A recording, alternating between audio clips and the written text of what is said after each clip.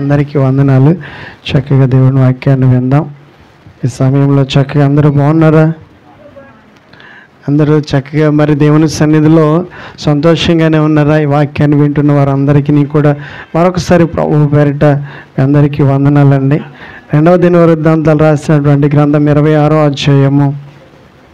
మరొకసారి మనం అందరం కూడా బైబిల్ తెరిచినట్లయితే 2వ దినవృత్తాంతాలు రాసిన గ్రంథం 26వ అధ్యాయము 16వ వచనం దగ్గర నుంచి దేవుని వాక్యాన్ని మనం చదువుకుందాం. అయితే అతడు స్థిరపడిన తరువాత అతడు మనస్సున గర్వించి చెడిపోయెను. అతడు ధూపపీఠం మీద ధూపం వేయుటకై యెహోవా మందిరములో ప్రవేశించి తన దేవుడైన యెహోవా మీద ద్రోహము చేయగా యాజకుడైన అజర్యయు అతనితో కూడా ధైర్యవంతులైన యెహోవా యాజకులు 80 మంది అతని వెంబడి లోపలికి పోయిరి. వారు రాజైన ఉజ్జియాను ఎదిరించి ఉజ్జియా యెహోవాకు ధూపము వేయుటకై ప్రతిష్ఠింపబడిన అహరోను సంతతి వారైన యాజకుల పనియే గాని నీ పని కాదు. పరిశుద్ధ స్థలములో నుండి బయటకు పొమ్ము. నీవు ద్రోహము చేసి ఉన్నావు. దేవుడైన యెహోవా సన్నిధిని ఇది నీకు ఘనత కలగచేయదని చెప్పగా ఉజ్జియా ధూపం వేయుటకు ధూపార్తిని చేత పట్టుకుని రౌద్రుడై యాజకుల మీద కోపము చూపెను. యెహోవా మందిరంలో ధూపపీఠము ప్రక్కన అతడు ఉండగా యాజకులు చూచుచునే ఉన్నప్పుడు అతని నొసట కుష్ఠరోగము పుట్టెను. ప్రధాన యాజకుడైన అజర్యయు యాజకులందరినూ అతని వైపు చూడగా అతడు నొసట కుష్ఠము కలవాడై ఉండెను గనుక వారు తడవు చేయక అక్కడ నుండి అతన్ని బయటికి వెళ్ళగొట్టిరి. యెహోవా తన్ను మొత్తేనని ఎరిగి బయటికి వెళ్ళుటకు తాను త్వరపడెను. రాజైన ఉజ్జియా తన మరణము దినము వరకు కుష్ఠి రోగి అయి ఉండెను. చాలండి. గత వారంలో కూడా మనము ఉజ్జియాను గురించే విన్నాం. ఉజ్జియాను గురించి ఏం విన్నాం? ఆశ్రయించిన కాలమంతా దేవుడు అతన్ని వర్ధిల్లింప చేస్తానని విన్నాం. మంచి వార్త విన్నాం. మంచి సందేశాన్ని మనము విన్నాం. దేవుని యొక్క కార్యాల గురించి మనం విన్నాం. మంచి విషయాలు చక్కగా మరి గత వారంలో మనం విన్నాం. ఈ వారము చక్కగా మరి ఇంకా అంతకంటే శ్రేష్టమైన గొప్ప వర్తమానాన్ని దేవుడు మనకు అందించబోతుండగా మనం అందరం కూడా విని చక్కగా వాక్య ప్రకారంగా జీవించుదాం. ఏమని మనం చదువుకున్న వాక్యంలో ఏమని వ్రాయబడి ఉంది, వాక్యంలో జరిగిన సంగతులన్నిటినీ కూడా మనం పరిశీలించుదాం. గర్వించి మనసున గర్వించి మనసులోకి ఏమొచ్చేసిందంట? గర్వం. ఎప్పుడు గర్వం వచ్చింది? ఇప్పుడు గర్వపడుతున్నాడు వర్ధిల్లిన తర్వాత. చెప్పండి, ఎప్పుడు? అతనికి అన్ని అనుకూలంగా ఉన్నప్పుడు ఏం చేస్తున్నాడు? గర్వము చూపిస్తున్నాడు. గర్వం అతనిలో కనిపిస్తూ ఉంది.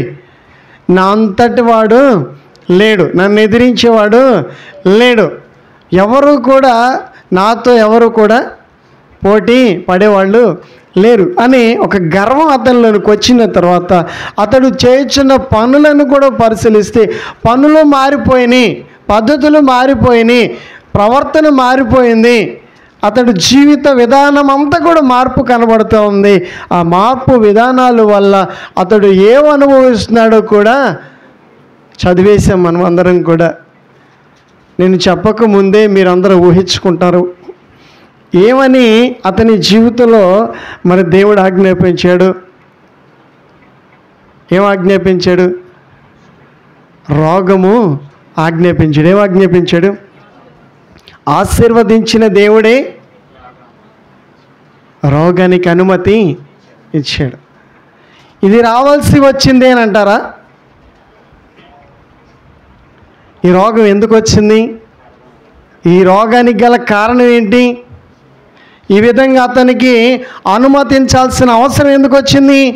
ఈ విషయాలను గమనించినట్లయితే గర్వం అతనిలో ఏమొచ్చింది? గర్వం వచ్చింది. కాస్త చూడండి, కష్టాలన్నీ కూడా తిని సుఖం అనుభవిస్తున్నప్పుడు మనసులోకి ఏమొచ్చేస్తుంది? నాకేంటి కొదువా, నాకేంటి ఇంకా తక్కువ, నా అంతటి వాళ్ళు లేరనుకుంటూ ఉంటాం. ఆగండి, ఒకసారి ఆలోచించండి. ఇది ఎక్కడి నుంచి వచ్చింది? ఇది ఎవరిచ్చారు నీకు? ఈ అనుభవంలోనికి ఎవరు తీసుకొచ్చి పెట్టారు నిన్ను? ఇక్కడ ఎవరు నాటారు నిన్ను? దీనికి కారణం ఎవరు? ఆలోచన చేయాలి కదండి. ఆలోచన చేస్తే మనకు అర్థమవుతుంది. చూడండి, మరి ఈ పొరపాట్లన్నిటిని కూడా మనము సరి చేసుకోగలిగినట్లయితే ఇటువంటి ప్రమాదాలు ఎవరికి కూడా రాకూడదు కూడా. ఇవి ఎందుకు మరలా మనం ఎందుకు వినాలంటే, కొందరి జీవితంలో జరుగుతున్నాయే, కొందరు అనుభవిస్తున్నవే, కొందరికి ఎదురైనటువంటి అనుభవాలే ఎదిగిన తర్వాత, దేవుడు ఆశీర్వదించిన తర్వాత, దేవుడు కనికరించిన తర్వాత, స్థితిగతులు మారిపోయిన తర్వాత మనుషులు ప్రవర్తన కూడా ఏమైపోతుంది? మారిపోతుంది. ఎలా మారిపోతున్నారు? సేవకులు లేదు, పెద్దలు లేరు. చూడండి, ఎవరిని కూడా లెక్క చేయాల్సిన అవసరము లేదు. ఇప్పుడు ఎంత దాకా వచ్చింది పరిస్థితి అంటే, యాజకుల్ని ఎదిరించేదాకా వచ్చింది, మందిర క్రమాన్ని మార్చేదాకా వచ్చింది. ఏం కాలం ఇది? ఏం కాలం అంటారు? ఇది వర్షాకాలమా? వర్షాకాలమే, కానీ ఇంకో కాలం ఉంటుంది కదండి. అదేం కాలం? పోయే కాలం. మరి ఈ మితిమీరిపోయిన చేసినటువంటి పనులకి దేవుడు చూస్తూనే ఉంటాడా? చూస్తూ ఊరుకునే ఉంటాడా? మందిరంలోనికి వెళ్ళి, ఎక్కడికి వెళ్ళి ఈ చేయాల్సినటువంటి పనులు ఎక్కడ చేస్తున్నాడు తెలుసా? మందిరంలోనికి వెళ్ళి, మందిర క్రమం ఉంటుంది, యాజకులు ఉంటారు, యాజకుల ద్వారా చేయాల్సిన పనులు ఉంటాయి. ఆ క్రమాన్ని చేయవలసిన వారు చేస్తేనే దానికి ఫలితం ఉంటుంది. దానిని మనము మార్చి మనం చేయొచ్చు కదా అని చెప్పేసి దానిని గనక మనకున్నటువంటి పదవులను బట్టో, మనకున్నటువంటి స్థాయిని బట్టో, మనకున్న స్థితిని బట్టో మనం చేయొచ్చు కదా, మనకన్నీ ఉన్నాయి కదా అని చెప్పేసి మనము అలా గర్వించి గనక ముందుకు వెళితే పరిస్థితులు ఇలా కాలమే మనకేం చెప్పుద్ది? జవాబు చెప్తా. మందిరానికి వెళ్ళాడు, ఆ ధూపము వేస్తున్నాడంటే ఎవరికి వేస్తున్నాడు?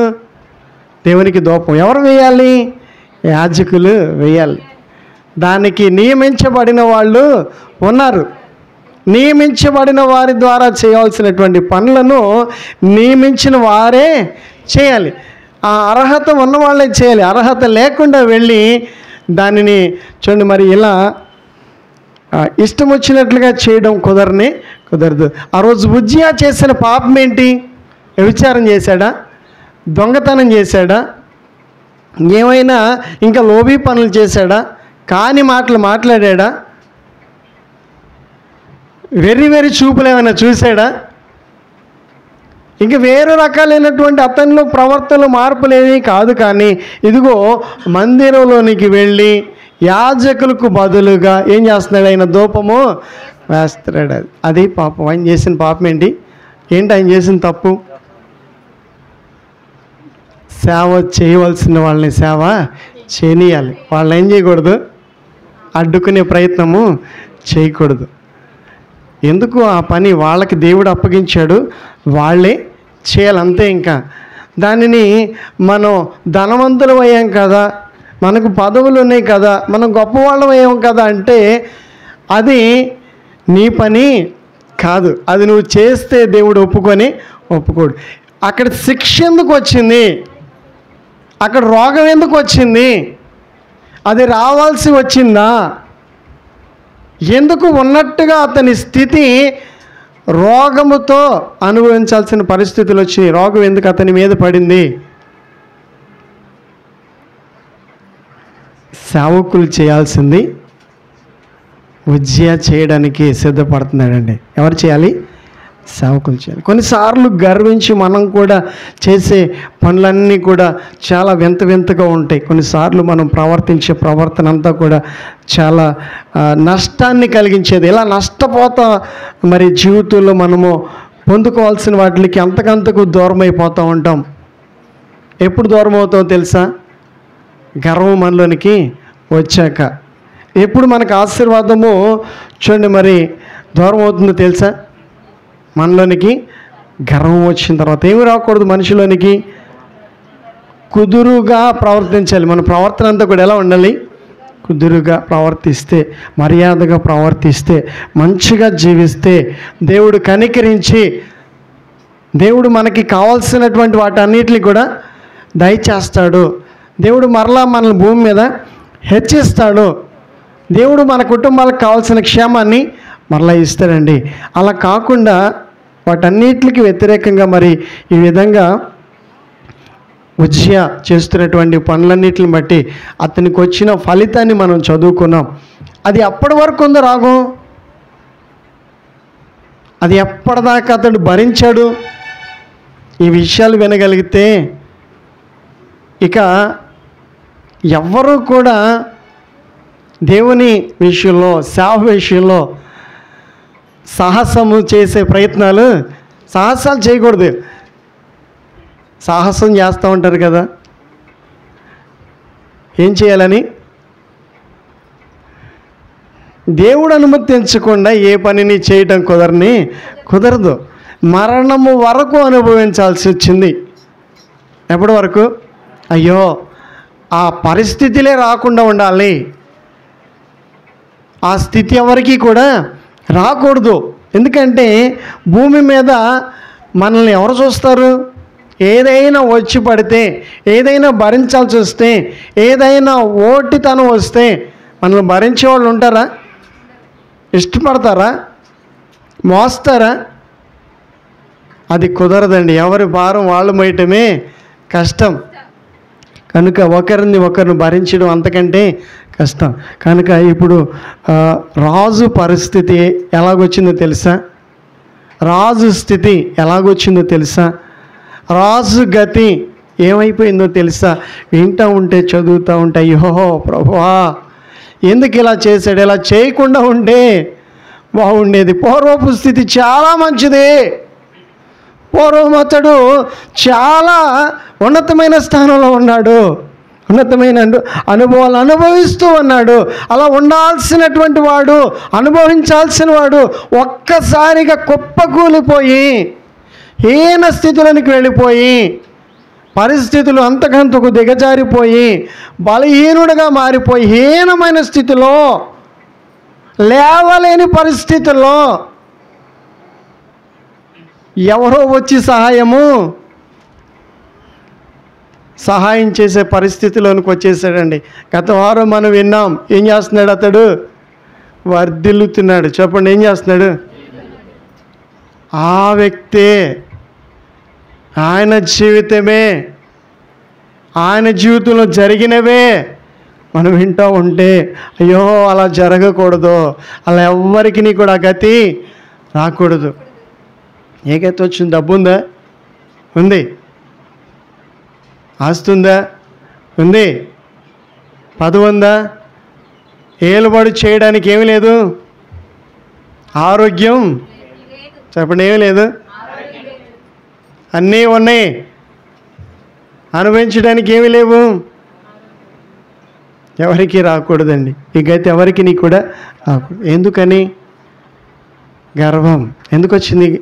ఈ పరిస్థితులు ఎందుకు వచ్చినాయి? లెక్క లేదు, లెక్క చేయట్లేదు. మంచి విషయాల మీద మనసు పెట్టాల్సినోడు, మంచి కార్యాలు చేయాల్సినోడు, మంచి ప్రవర్తించాల్సినోడు, బుద్ధిగా జీవించాల్సినోడు, మర్యాదగా జీవించాల్సినోడు ఇప్పుడు ఏం చేస్తున్నాడు? అదుపు లేకుండా ప్రవర్తిస్తున్నాడు, లెక్క లేకుండా జీవిస్తున్నాడు. అసలు భయమే, నన్ను ఎవరు ఏం చేయలేరు అరుస్తున్నాడు. అవసరమైతే ఆ ముందు వచ్చిన వాళ్ళని మనం చదివేసాం. ఎదురొచ్చిన సేవకులు ఏం చేస్తున్నాడు? అరిసి గెలిచాడు. తెలుసా ఏం చేశాడు? కసురుకుంటున్నాడండి. ఇంకా ఏం చేస్తున్నాడు? కసిరేస్తున్నాడు. ఆ నోటికి ఇంకా భయపడాల్సిందే, ఆ కసురుడికి ఇంకా నోరు ముయ్యాల్సిందే, ఇక తగ్గాల్సిందే. కానీ మీదకొస్తుంది అని చెప్పినా వినిపించుకునే స్థితిలో లేడు. మీదకొస్తుంది, ముంచుకొస్తుంది, మునిగిపోవాల్సి వస్తుంది. ఏం కోల్పోతావో తెలియదు, ఏమి పోగొట్టుకుంటావో తెలియదు. ముందు పరిస్థితులన్నీ కూడా చాలా చాలా కష్టాలు ఉంటాయని చెప్పి చూసే ప్రయత్నాలు చేశారు. సావుకులుగా చెప్పారండి. వాళ్ళని కసిరేసి భయపెట్టాడండి. ఏం చేశాడంట? కసిరేసాడు అంతే. పాపం మొత్తానికి ఆ నోరు అలాంటిది, ఆ మనిషి అలాంటోడు. ఎంత చూడండి, సావుకులు 80 మందిని, ఒకళ్ళనే కాదండి, ఎంతమందిని? 80 మందిని ఒక్కడ ఏం చేశాడు? గెలిచేశాడు. చెప్పండి, ఏం చేశాడు? ఎంతమందిని? 80 మంది అని ఉందా? నీ పని కాదు, నీ పని కాదు అది. పద్ధతి మార్చుకో, పనులు మార్చుకో, నువ్వు అలా చేయటము మంచిది కాదు, నీకు ఘనత రాదు అని చెప్పారండి. చెప్పవలసినంత మట్టుకు ఏం చేశారు? చెప్పారండి. ఈరోజు దేవుడు మనతో కూడా చెప్పవలసినంత మట్టుకు ఏం చేస్తాడు? చెప్తాడండి, మాట్లాడతాడండి. ఆయన మాట్లాడి మనల్ని ఏం చేస్తాడు? మార్చేలాగా ప్రయత్నము చేస్తాడండి. ఈరోజు వినేవాళ్ళు ఏం చేస్తారో తెలుసా? ఆలోచన కలిగిన వాళ్ళు ఏం చేస్తారో తెలుసా? ఆ మాటలు అర్థమైన వాళ్ళు ఏం చేస్తారో తెలుసా? ప్రభువా, నువ్వు నా మేలు కోరే చెప్తున్నావు, నువ్వు నా మంచి కోసము చెప్తున్నావు, నన్ను బాగు చేయడానికి నాతో మరొక మారు మాట్లాడుతున్న దేవుడవు అని చెప్పేసి ఏం చేస్తారు? మాట్లాడుతున్నావు అని చెప్పేసి అని అర్థం చేసుకుంటారండి. కొంతమందికి ఉజ్జయలాగా ఆవేశపడడం తప్పనిచ్చి, కోపపడటం తప్పనిచ్చి, కసురుకోవటం తప్పనిచ్చి ఆలోచించే మనసు లేదు. ఏ మనసు లేదు? ఉజ్జయకి ఏమి లేదు? ఆలోచించి వెనక ముందు ఏం చేయాలి? వెనక ముందు ఆలోచించండి, కాలమును గురించి ఆలోచించండి. ఆ చెప్పే ఆ విషయాల గురించి కూడా మనం ఏం చేయాలి? ఆలోచించేయాలి. వద్దురా అని చెప్పేసి తల్లిదండ్రులు కూడా చెప్తారా? చెప్పరా? తమ పిల్లలకి చెప్పవలసినంత మట్టుకు చెప్తారయ్యా, మనకు తగదురా, ఈ పద్ధతి మంచిది కాదురా, ఈ అలవాట్లు మంచివి కావు, ఈ సహవాసాలు మంచివి కావయ్యా, మనం సరిపోయిన వాళ్ళము కాదురా అని బ్రతిమలాడే ప్రయత్నం చేస్తారండి. కాళ్ళ వేళ్ళ కూడా పడతారండి. కన్న వాళ్ళైనప్పటికీ కూడా తమ బిడ్డలను కాపాడుకునే ప్రయత్నము చేస్తారండి. కానీ వినిపించుకుంటేగా ఆ మొండితనం, ఆ మూర్ఖత్వం ఎంతవరకు వాళ్ళని తీసుకువెళ్ళొద్దంటే చివరాఖరికి ఏ పరిస్థితుల్లో మరలా తిరిగి వస్తారంటే, ఏ పరిస్థితుల్లో మరలా కనిపిస్తారంటే మనం చూసినట్లయితే, మనం వింటూ ఉన్నట్లయితే ఒకసారి సంసోను చూస్తే ఏ పరిస్థితులకు వెళ్ళిపోయాడు? సుఖముందా? ఏమైనా అనుభవించాడా? ఆ వినకపోవడం వల్ల ఏమైనా దక్కిందా? ఆ ఎదిరింపు, ఆ గర్వం, ఆ మూర్ఖత్వం ఏమి సాధించాడు? వద్దన్న పెళ్లి చేసుకున్నాడు, నచ్చింది అని చెప్పాడు, ఆ అమ్మాయి కూడా ప్రేమించిందని చెప్పాడు. ఈ ప్రేమ ఎంతసేపు ఉంది? ఈ ప్రేమ అతని జీవితంలో ఎంత సంతోషాన్ని ఇచ్చింది, ఎంతకాలం అతడు సుఖపడ్డాడు. ఇదిగో వద్దన్నప్పుడు వినడం మంచిది. పెద్దలుగా మనల్ని చెప్పి మరి దారిలోనికి తీసుకురావాలని చెప్తున్నప్పుడు ఆ మాటలు మనం పెడచెవిని పెట్టడం మనకు మంచిది కాదు. జాగ్రత్తగా మనము మన జీవితాన్ని చూడండి బాగు చేసుకోవాలి. బాగు చేసుకోవాల్సిన బాధ్యత మనందరికీ ఉంది. ఎదిరిస్తే ఎవరు ఏమనరో. సావుకులు 80 మంది ఏమన్నారు? నీ కర్మ, వెళ్ళు. ఏం చేస్తారు? రాజుని చెప్పండి, ఏం చేస్తారు? మొండోడిని ఏం చేస్తామండి? వినకపోతే ఏం చేస్తాం? చెప్పడం వరకే మన పని. ఆ తర్వాత ఆలోచన వాళ్ళ ఇష్టం అని చెప్పేసి వదిలేస్తాం. వదిలేసినోడు ఏమైపోయాడు? ఇప్పుడు రోగానికి బలైపోయాడు. దేనికి బలయ్యాడు? రోగానికి బలి. ఇదేమైనా తగ్గుద్దా? ఇది తగ్గడానికి వచ్చిందా? ఇది తీసుకెళ్ళడానికి వచ్చింది. దేనికి వచ్చింది? తీసుకువెళ్ళడానికి వచ్చిన రోగం ఇది తగ్గడానికి వచ్చిన రోగము కాదు. 38 ఏండ్ల వాడు కోనేటి దగ్గర కూర్చుని పడిగాపులు కాస్తూ స్వస్థత కోసము ఏండ్లు తరబడి ఎదురు చూస్తుంటే ఎత్తుకెళ్ళే వాళ్ళు లేరు, అతన్ని దింపేవాళ్ళు లేరు. ఎవడి బాధ వాడే పడుతున్నాడు. అప్పుడు 38 ఏళ్ళ నుంచి వస్తున్నాడు, వచ్చినోడు బాగుపడి వెళ్తున్నాడు, కానీ వీడికి స్వస్థత లేదు. 38 ఏళ్ల నుంచి తగ్గట్లా ఏండ్లు గడిచిపోయినాయి, అతనికి ఏ సుఖము లేదు. అంత మంచోడు అనమాట. ఎలాంటాడు? అంత మంచోడు అనమాట. గమనించినట్లయితే మరొక సందర్భంలో యేసుక్రీస్తు ప్రభువారు అతనికి కనబడి మరంత ఏమి రాకూడదు, మరింత శిక్ష నీ మీదకి రాకున్నట్లు జాగ్రత్త. ఏం చెప్పాడు అతడికి? జాగ్రత్త. ఈరోజు వాక్యాన్ని వింటున్నామంటే ఏదో దేవుడు అర్థం కానిది మనతో మాట్లాడాడో, దేవుడు మనతో మాట్లాడుతున్నాడంటే, దేవుడు మనతో మాట్లాడుతున్నటువంటి సమయం వచ్చిందంటే చాలా జాగ్రత్తగా మనం ఆలోచన కలిగి దేవుని సన్నిధి అంటే మనం ఎలా ఉండాలి? భయం. ఏముండాలి మనకి? ఖచ్చితంగా భయం ఉండాలి. మందిరంలోనికి వస్తున్నాం, మందిరంలో ఆరాధిస్తున్నాం, మందిరంలో ప్రార్థన చేస్తున్నాం, మందిరంలో గడుపుతున్నామంటే అజాగ్రత్తగా ఉండటం వల్ల ఉజ్జయ వల్ల ఒక పాట మనము నేర్చుకోవాలి. ఎలా ఉన్నాడు మందిరంలో? జాగ్రత్తగానా కుదురు తప్పాడా? మందిరానికి వస్తూ కూడా ఏమీ లేదు అతనికి, కుదురు లేదండి, కుదురుగా ఉండట్లేదండి, కుదురుగా జీవించట్లేదండి, కుదురుగా ప్రవర్తించట్లేదండి. కుదురు అనేది లేకపోతే దేవుడు ఏం పెడతాడు తెలుసా?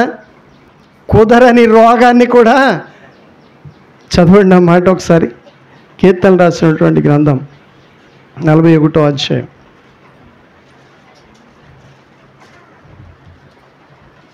కీర్తన గ్రంథం 41వ అధ్యాయం 8వ వచనం చదువుదాం ఒకసారి. ఏ రోగం అది? ఏం పేరమ్మా? రోగానికి ఒక పేరు ఉందండి. దాని పేరేంటి? ఈ రోగం ఎప్పుడైనా ఏ డాక్టర్ అయినా చెప్పాడా మీకు? ఈ టెస్టులు అయినా ఇది కుదరని రోగం అని వచ్చిందా? ఇది రాదు. ఇది టెస్టులకు బయటపడేది కాదు. ఇది రోగం డాక్టర్ కనిపెట్టలేని రోగం. ఏ రోగం ఇది? డాక్టర్ కనిపెట్టలేని. ఇది తగ్గదు. ఏమవుతుంది ఇది అంటే? ఏదో భయపెట్టడానికో ఏదో రావాలనో నా ఉద్దేశం అయితే కాదండి. ఇది జరిగిందే కాలమును బట్టి, ప్రవర్తనను బట్టి, చూసి గర్వించి, వెనక మూర్ఖపు పనులు చేస్తూ ఎదురించి నన్ను ఎవరు ఏమి చేయలేరంటే ఒకరోజు దేవుడు పెడతాడంటే ఏ రోగం? కూర్చోవాల్సిందే. ఇక ఏమీ కూడా చేయలేం, ఏమీ మార్చలేం. అదే రాకూడదు. ఏమి రాకూడదు? ఆ పరిస్థితి రాకూడదు. ఉజ్జయాకి ఏ పరిస్థితి వచ్చింది? 80 మందిని ఎదిరించాడు, మందిరంలోనికి వెళ్ళి గర్వంగా ప్రవర్తించాడు.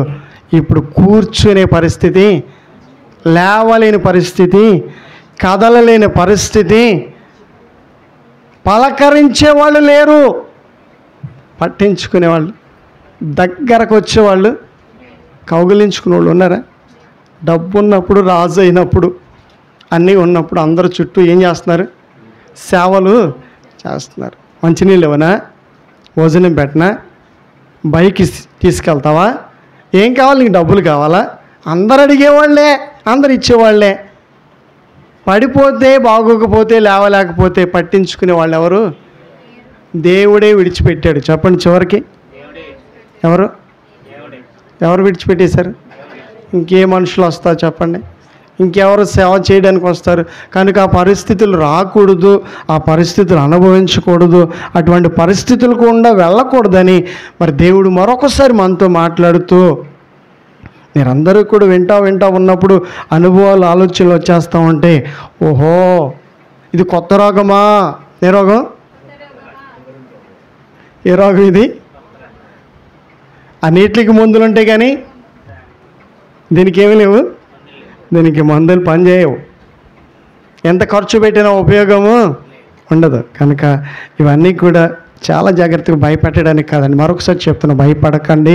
ఇది భయపెట్టడానికి చెప్పేటటువంటి సందేశము కాదు, కానీ ఈరోజు గర్వించడం మంచిది కాదు. ఇంకొక మాట చదివేసి మనం ప్రార్థన చేస్తున్నాం. కీర్తన 37:8 మనము ఆగ్రహం విడిచిపెట్టము, వ్యసన పడకము, కీడే చాలండి.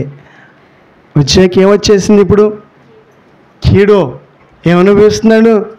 కీడు అనుభవిస్తున్నాడు. భక్తి లేదా? దర్శనం లేదా? గత వారం చదువుకున్నాం.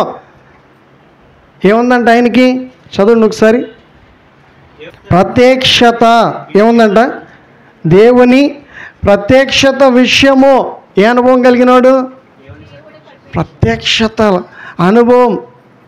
అబ్బా, ఆసక్తి, ఆ ఉజ్జీవం ఏమైపోయింది? ఆ ప్రవర్తన ఏమైపోయింది? ఆ పూర్వపు ఆ నడక ఎందుకు మార్చేసుకుంటున్నారు? ఆ భక్తిని ఎందుకు మార్చేసుకుంటున్నారు? చూసినట్లయితే ఈ వింతటువంటి ప్రవర్తనలు ఎందుకు వచ్చేస్తున్నాయి? ఈ మార్పులు ఎందుకు వచ్చేస్తున్నాయి? ఎందుకు ఇలా? నోటికి ఏమి లేదు. ఇప్పుడు ఈ నోటికి ఏముండాలి? ఆ వచ్చే నోటికి ఏమి లేదు. ఆ వచ్చి ఏం పలుకుతున్నాడు? ఆ వచ్చి ఏం పలుకుతున్నాడు అని రాయబడితే ఇంకో పుస్తకం రాయాల్సి వచ్చిందేమో. మొత్తానికి అన్నిటికి కలిపి ఒకటే కోపం, ఆగ్రహం. ఏంటంట? కోపం, ఆగ్రహంలో అన్నీ ఉంటాయి. ఇక ఆ లిస్ట్ అంతటికీ కూడా కావాల్సిన సంబంధించినవన్నీ అందులో ఉంటాయి. కనుక బైబిల్ ఒప్పుకోవట్లేదు, వాక్యం కూడా ఒప్పుకోవట్లేదు, దేవుడు అసలు ఒప్పుకోవట్లేదు. దేన్ని ఒప్పుకోవట్లేదు? కోపం, ఆగ్రహం. ఇది మనకు ఉండాల్సిన అలవాటు కాదు. ఏమాత్రం దీనివల్ల లాభం ఏమీ కూడా లేదు. ఒకసారి చదివితే 76వ కీర్తనలో కూడా 12వ వచనం చదివేసి ప్రార్థన చేసుకుందాం. 76వ కీర్తన. అధికారులు పొగరును ఆయన అణిచి వేయు. అక్కడ అరిశాడు, దేవుడు ఏం చేశాడు? ఈరిసేసాడు. చెప్పండి, ఏం చేశాడు దేవుడు? పొగరేమైపోయింది? దిగిందా? ఉందా? 80 మంది మీద అరిశాడు, కానీ తర్వాత ఉందా పొగరు? ఇక అధికారం తీసేశాడు దేవుడు, అంతే. ఇక ఈయన దగ్గరికి ఎవరో రావాల్సిన అవసరం. ఇదివరకు ఎంతమంది వచ్చేవాళ్ళు? దేశం అంతా ఉజ్జియా ఏమంటున్నారు? ఉజ్జియా అన్నారు. ఇప్పుడు ఉజ్జియాన్ని తలిసేవాళ్ళు, పిలిచేవాళ్ళు, పలకరించుకునేవాళ్ళు, పట్టించుకునేవాళ్ళు. ఉజ్జియాన్ని తీసుకెళ్ళి ఎక్కడ పెట్టాడు దేవుడు? గర్వం హెచ్చించుకుంటే తగ్గిస్తాడు. చెప్పండి, ఏం చేస్తాడు? నేను అనకండి ఎక్కడ కూడా, ఎప్పుడు కూడా ఏం చేయకూడదు. ఏమనాలి? దేవుడయ్యా. ఎవరిచ్చారు? దేవుడే ఇచ్చాడని చెప్పాలి. ఎవరిచ్చారు? దేవుడే ఇచ్చాడు. కనికరించి ఇచ్చాడయ్యా, కృపను బట్టి ఇచ్చాడయ్యా. అది ఏదో నీ స్థాయిని బట్టి, నీ భక్తిని బట్టి నీకు చేయవలసినటువంటి సహాయం అంతటిని దేవుడు చేసినప్పుడు నీవు మురుసుకుని నిన్ను గొప్ప చేసుకునే ప్రయత్నం చేస్తే ఉజ్జియా ఇప్పుడు ఏం చేయాలనుకున్నాడో మొత్తానికి అదే ఏమనుకుంటున్నాడు, తనను తాను గొప్ప చేసుకోవాలనుకున్నాడు. దేవుడు ఏం చేశాడు, విరిసి ఏం చేసి, చెప్పండి ఒకసారి. ఇరిసాకి ఏముంటుంది, ఇక సంబంధం లేదు. ఇక ఎవరికి సంబంధం లేదు, దేవునికి ఉజ్జియాకి సంబంధం లేదు. ఇక ఆయన బాధలు ఆయన పడాల్సిందే, ఆయన తిప్పలు ఆయన పడాల్సిందే. కావాలంటారు ఈ స్థితి, ఎటువంటి స్థితిని కోరుకుంటారు ఎవరైనా? కనుక ఈరోజు చక్కగా మనకి దేవుడు ఏమిచ్చాడు, సమృద్ధి. చెప్పండి, ఏమిచ్చాడు, సమృద్ధి. మంచి ఆరోగ్యమే మంచి ఆస్తి అండి. అసలు మంచి ఆరోగ్యం ఉందా, దేవుడు మనల్ని ఆశీర్వదించాడా, దానిని బట్టి సంతోషించి, దానిని బట్టి ఆనందించి, దానిని బట్టి దేవుడిని ఏం చేయాలి, స్తుతించాలి. ప్రార్థన చేసుకుందాం. దేవుడి మాటలు దీవించునుగాక.